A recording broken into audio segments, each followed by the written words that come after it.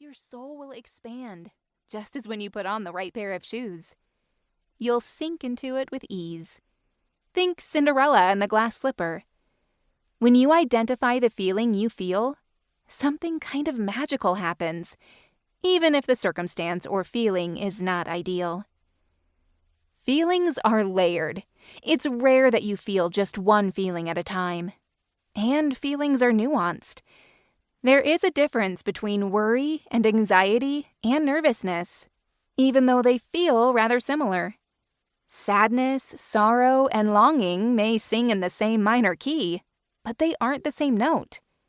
You can also feel annoyed, grateful, and ashamed all at the same time. As you wade through your feelings, one will stand out just slightly more pronounced than the others. It will form to your foot in a way that makes you feel grounded and able to actually walk forward. This book isn't to be listened to in order, but according to how you feel. You'll notice there are 3 movements to each feeling chapter you listen to: the language of feeling, a liturgy for feeling, and a living word. First section, the language for feeling. In the first section, the language for feeling, I invite you to feel what you feel. You don't have to fight or flee from your feelings, but simply feel them. Easier said than done, I know. Oftentimes, we don't have words for our feelings, and we get stuck in a dark, painful place, banging our heads against a wall. Giving our feelings language is like turning on the lights. We realize the wall was actually a door, and words help us open it. Every feeling has a story. It began somewhere.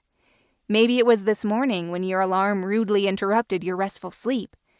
Maybe it was a shot of hormones that spiked because human bodies have an unruly mind of their own.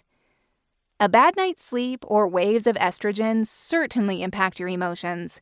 These ought not to be discredited as the cause for feeling how you feel. But neither can you discredit the story that triggered your feelings. Once you are able to name how you feel, find the right shoe, try tracing the story of how this emotion came to be an active part of your current mood. You may be able to trace your feelings as far back as your childhood, or as recently as 10 minutes ago. Either way, tracing the story of your feeling is a big chunk of finding your way through it. In this section, the language for feeling, I trace my feelings. I try to find words for the mess inside of me. I pay attention to my body and where my feelings reside in me. This is my vulnerable attempt to share the words of my soul with you. Maybe in hearing my words, you will find yours. Maybe retracing some of my stories will help you retrace yours. This section is me trying to be a little more honest with you and my own heart. Welcome to my diary, unlocked and sold on Amazon for the same price as a bucket hat. God help me. We all have an inner outer space right below our rib cages. It gets scary in there. It can feel desolate, endless, and expansive. As I explore the cosmos within me, may you go on your own expedition. If my language for feelings helps you, wonderful. If not, skip right to the Liturgies. There are no rules to this book. Pick your own adventure. Second section, a liturgy for feeling. Open your heart and pray. That sounds so simple, right? It isn't. We talk about prayer, we think about prayer, we tell people we will pray. But do we pray? We don't pray nearly as much as we talk about it, or just think about our problems. I'm speaking from my own personal experience. This won't be a book that teaches you how to pray, but I hope it helps you actually pray. Warning: please don't expect this book to work like magic. You will be tempted toward magical prayers.